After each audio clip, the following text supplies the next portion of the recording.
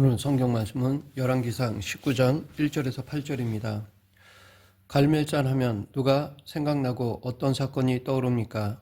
아마도 엘리야 그리고 갈멜산 전투일 것입니다. 열왕기상 18장에 바로 그 사건을 다루고 있습니다. 때는 북왕국 이스라엘의 아합 왕 통치 기간이었습니다.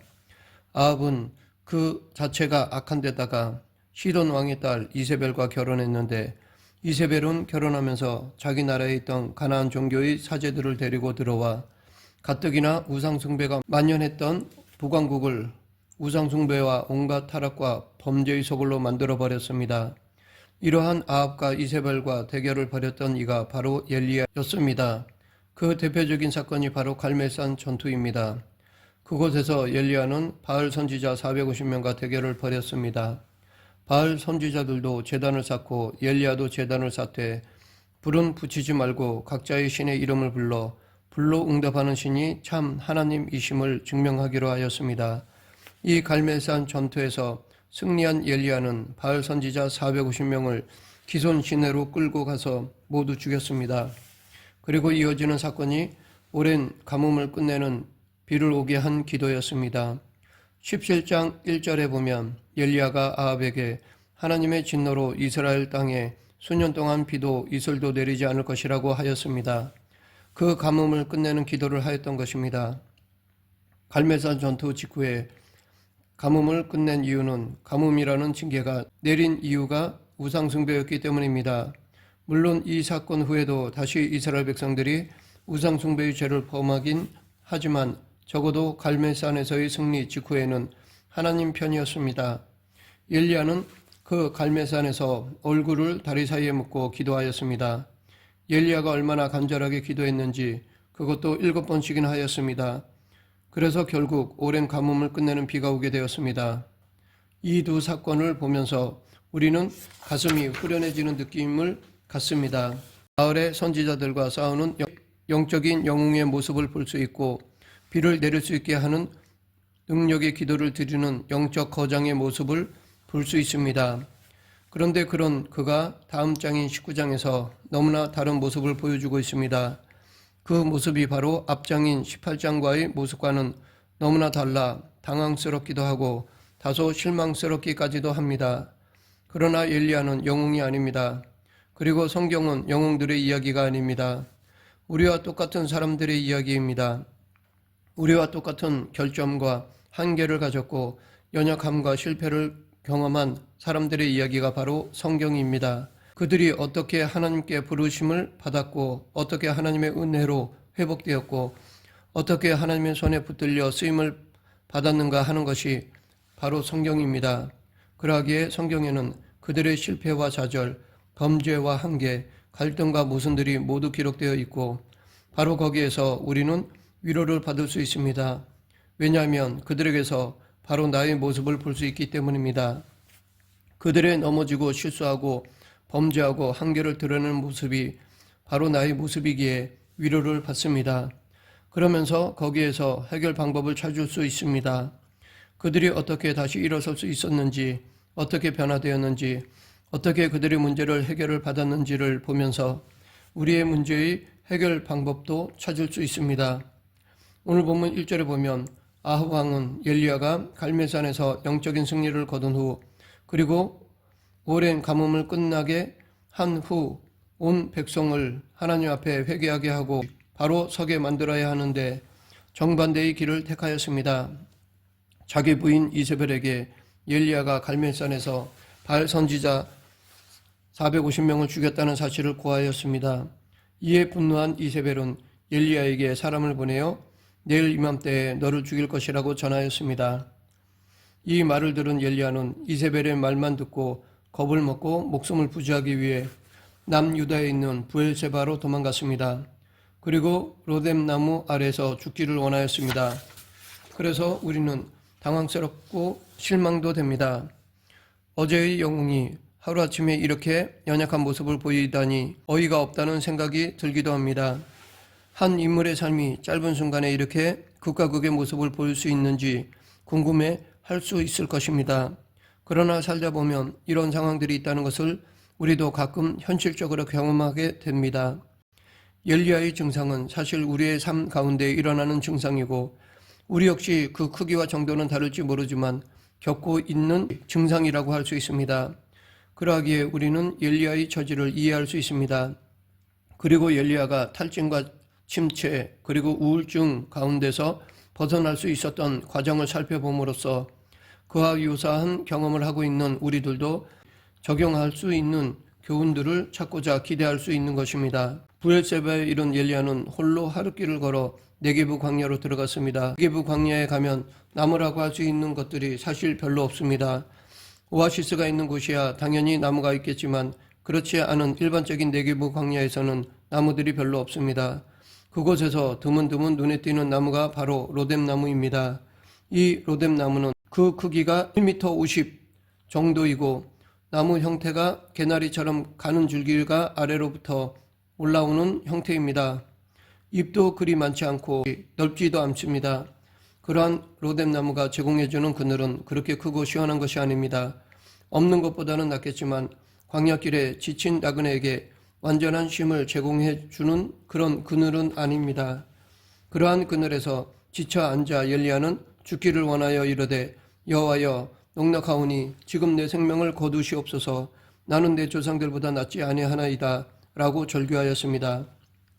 이것은 기도가 아닙니다. 탄식이고 절망이고 절규입니다. 즉 더 이상 이렇게 살고 싶지 않다는 것입니다. 죽고 싶다는 것입니다. 차라리 죽여달라는 것입니다.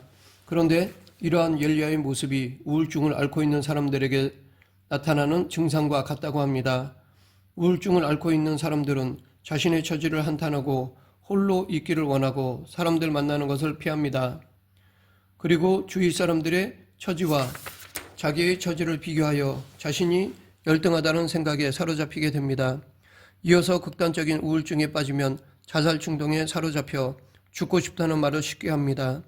이렇게 볼 때 엘리야는 영적 탈진과 침체를 넘어 심한 우울증을 앓고 있는 것이라 할 수 있습니다. 얼마 전만 해도 수백 명의 거짓 선지자들 앞에서 여호와 하나님만이 살아계신 참 하나님이심을 담대하게 전하고 그들을 칼로 진멸하던 영적인 영웅이 어떻게 이렇게 쉽게 극한 우울증에 허덕일 수 있을까 궁금해할 수 있습니다. 그러나 현대 정신과 의사들은 이런 현상이 얼마든지 있을 수 있다고 말합니다. 그리고 이런 증상에 대해 아드레날린 과다분비 우울증이라고 명명하고 있습니다. 사람이 어떤 일에 오랜 동안 몰두하여 최선을 다하게 되면 우리 몸에서 아드레날린이 많이 소모된다고 합니다. 그러고 나면 온몸과 마음이 쉽게 탈진하고 공허감을 느껴 우울증에 빠지게 된다는 것입니다. 4절에서 엘리야는 자신이 이때까지 했던 사역과 조상들의 사역들과 비교하며 나는 내 조상들보다 낫지 못하나이다 라고 하였습니다. 사실 엘리야는 자기보다 앞서 있었던 선지자들보다 더 열심히 하나님을 위해 일했습니다. 그러나 결과적으로 바뀐 것이 없다고 생각했습니다. 갈멜산에서 엘리야의 승리를 본 이스라엘 백성들은 그 당시는 바뀌었는지는 모릅니다.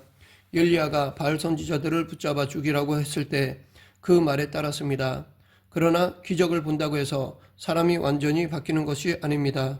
사람의 변화는 진정한 회개가 있을 때 가능한 것입니다. 그러하기에 실제로 그들에게 바뀐 것이 없었습니다. 18절을 잘 보면 엘리야가 요구한 것은 바알 선지자 450명과 아세라 선지자 400명이었습니다. 그런데 22절과 25절, 40절을 보면 바알 선지자 450명만 갈멜산으로 온 것으로 보입니다. 아세라 선지자 400명에 대한 언급은 없습니다. 우리가 보통 850대 1의 전투로 말하지만 본문을 잘 보면 아세라 선지자 400명은 갈멜산으로 안 온 것으로 보입니다. 이것은 아합과 이세벨이 아세라 선지자 400명은 숨겼다는 것을 의미한다고 볼 수 있습니다. 혹시라도 자신들의 선지자들이 패하고 엘리야가 이기면 모두 죽을 것이라는 염려 때문에 엘리야가 요구한 선지자들 중에 절반인 바알 선지자 450명만 보내고 아세라 선지자 400명은 보내지 않으므로 아세라 선지자들을 지킬 수 있었던 것입니다. 이것은 곧 이스라엘의 상황은 달라지지 않는다는 것을 의미합니다. 아세라는 바알의 부인입니다. 그래서 바알 선지자와 아세라 선지자는 같은 부류입니다. 이처럼 백성들을 우상 숭배로 이끄는 아세라 선지자 400명 살아있는데 더욱이 이세벨이 내일 이맘때 엘리야를 죽이겠다고 협박하였습니다. 그러나 엘리야가 영적인 탈진과 침체에 빠진 것은 단순히 이세벨의 협박 때문만이 아니었습니다. 바뀐 것이 없었기 때문입니다. 자신은 혼신을 다해 사역했는데 갈멜산에서는 목숨을 걸고 바알 선지자들과 대결했는데 이전의 선지자들보다 더 열심히 사역을 했는데 결과적으로 얻은 것이 없었고 변한 것이 없었기 때문입니다. 그래서 자기의 사역이 실패한 것이라고 생각한 것입니다. 그리고 여전히 자기 홀로 외롭게 싸우는 것이 너무나 힘들게 느껴졌던 것이었습니다. 그것이 엘리야로 하여금 하루아침에 영웅에서 탈진과 침체에 빠진 실패자로 만들어버린 것입니다. 그로 인해 엘리야는 지금 극심한 육체적인 탈진과 정신적인 우울증에 빠져 있습니다. 그렇게 허덕이다가 지쳐서 로뎀나무 아래서 잠을 자게 된 것입니다. 이러한 극한 탈진과 침체와 우울증을 보이고 있는 엘리야에게 하나님께서는 그의 잠을 이용하셨습니다. 인간적인 실패와 좌절의 결과로 나타난 수면 현상을 하나님께서는 이용하셔서 엘리야를 치유하기 시작하셨습니다. 엘리야는 탈진과 우울증으로 인해 잠에 빠졌지만 하나님께서는 그가 육체적으로 뿐만 아니라 정신적으로 쉴 수 있는 기회로 제공하셨던 것입니다. 엘리야가 잠을 통해 휴식이 필요했다는 것을 아신 하나님은 그를 자게 했다가 깨워 먹이시고 또 자게 만드시는 일을 반복하셨습니다. 이것은 육체적으로 극한 피로를 느끼고 정신적으로 우울증에 빠진 사람에게 적당한 처방입니다. 5절에 천사가 엘리야를 어루만졌다라는 표현이 있는데 히브리어 원어로는 효과를 느끼도록 두드리다, 치다라는 뜻입니다. 그러므로 천사가 잠자고 있는 엘리야를 깨우기 위해 한두 번 두드린 것이 아니라 그의 피로를 회복시키기 위해 몸을 마사지해 주었다는 것입니다. 그렇게 해서 엘리야를 회복시키셨다는 것입니다. 그리고 엘리야가 깨었을 때 먹게 만든 것도 떡과 생수입니다. 그에게 반드시 필요한 것을 제공하시는 하나님의 배려를 볼 수 있습니다. 이렇게 5절과 6절에서 잠을 통해 안마를 통해 그리고 떡과 생수를 통해 엘리야를 육체적으로 그리고 정신적으로 회복시키신 하나님은 엘리야를 호렙산 시내산으로 이끄신 것입니다. 40일에 걸쳐 호렙산으로 이끄시는데 사실 네게브 광야에서 호렙산은 40일이 걸릴 만큼 먼 거리가 아닙니다. 열흘이나 길어도 20일 정도면 도착할 수 있는 거리입니다. 그런데 40일이 걸렸다는 것은 그러한 회복의 조치를 40일 동안 하셨다는 것을 말합니다. 가다가 힘들면 잠을 자게 하시고 안마해 주시고 떡과 생수를 먹여주시면서 엘리야의 페이스를 맞추어 가셨다는 것입니다. 이것은 하나님께서 우리를 회복시키실 때도 마찬가지입니다. 하나님께서는 우리를 무조건 꾸짖지 않으십니다. 내가 침체되어 있을 때 안타까워하시지만 책망하지 않으십니다. 내가 탈진하여 우울증의 증세를 보일 때도 불쌍히 여기시지 결코 책망하지 않으십니다. 엘리야를 대하셨던 것처럼 나를 어루만지시고 쉬게 하시고 다시금 회복시켜 주십니다. 이러한 하나님의 사랑이 우리를 향해 있다는 것을 믿어야 합니다. 내가 지쳐 쓰러질 때, 내가 영적인 탈진과 침체에 빠져 있을 때, 내가 엘리야와 같은 처지에 있을 때에도 나를 찾아오시고 나와 함께 하시고 나를 회복시키시는 주님의 사랑이 있음을 믿어야 합니다. 호렙산은 어떤 곳입니까? 시내산입니다. 모세가 하나님을 만났던 곳이고 십계명을 받았던 하나님의 산입니다. 그곳을 가려 했습니다. 그런데 가다가 너무 힘들어 주저앉고 말았던 것입니다. 엘리야가 하나님의 사람인 이유는 그 극심한 영적 탈진과 침체, 외로운 실패감, 우울증 가운데서도 하나님께 가고자 했던 마음이 있었다는 것입니다. 다윗이 하나님의 마음에 합한 사람인 이유는 원수에게 쫓겨 광야를 헤매다니는 신세였지만 그 역시 극심한 고통과 어려움이 있었지만 늘 마음의 중심에는 하나님의 은혜를 찾는 갈망이 있었기 때문입니다. 다윗 역시 사는 것이 죽는 것보다 낫다고 절규했습니다. 그러나 자신을 사랑하시는 하나님을 바로 보았을 때, 하나님의 은혜를 갈망했을 때 하나님께서는 그를 어루만지셨고 일으켜 세우셨습니다.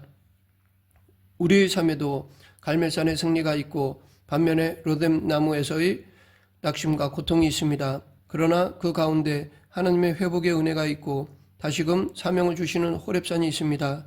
엘리야는 호렙산에서 다시금 하나님을 만났습니다. 그래서 다시금 사명을 받았습니다. 다시 능력을 받았습니다. 또한 하나님께서는 엘리야에게 동역자를 주셨습니다.